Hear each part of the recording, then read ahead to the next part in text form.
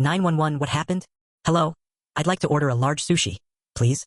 I was midway through what should have been a routine Tuesday night shift as a 911 dispatcher when a call came in that immediately felt off, not because the woman sounded panicked, but because her voice was calm in a way that felt deliberate, controlled, and unnatural. 911, what is your emergency? I asked, already preparing to redirect another wrong number. Hi, the woman said evenly. I'd like to order a large sushi roll. I paused, thinking I had misheard her, or that fatigue was finally catching up with me. Ma'am, I replied carefully. You have reached emergency services. Yes, I know, she said without hesitation. But I need a large sushi.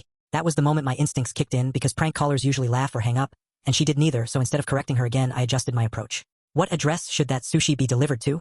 I asked calmly. She gave me a house on Crystal Ridge Street, and my chest tightened as I entered it into the system. Will anyone else be there with you tonight?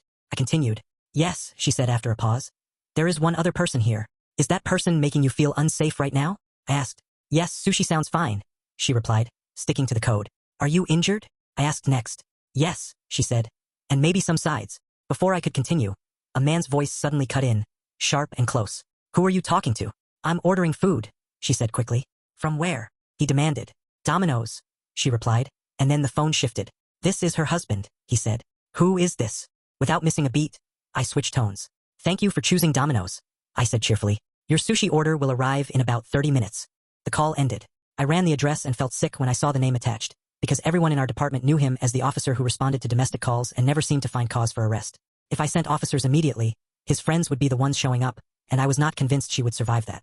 I told my supervisor I was taking my break, drove to a nearby sushi place, paid extra to rush an order, and watched the clock while imagining what might be happening inside that house. I parked several houses away, called dispatch and scheduled officers and an ambulance to arrive in 8 minutes. As I walked up the driveway, I heard glass shatter, followed by screaming, and then silence. I knocked anyway. The door opened, and her husband stood there holding a beer, his knuckles split and bleeding. Sushi delivery, I said evenly. He claimed he had not ordered anything.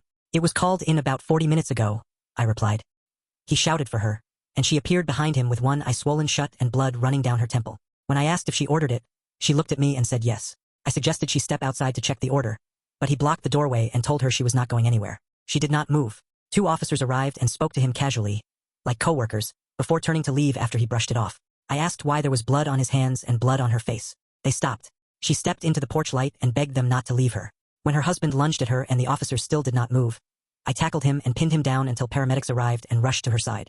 Only then did the officers cuff him. Both were suspended the next morning, and she lived.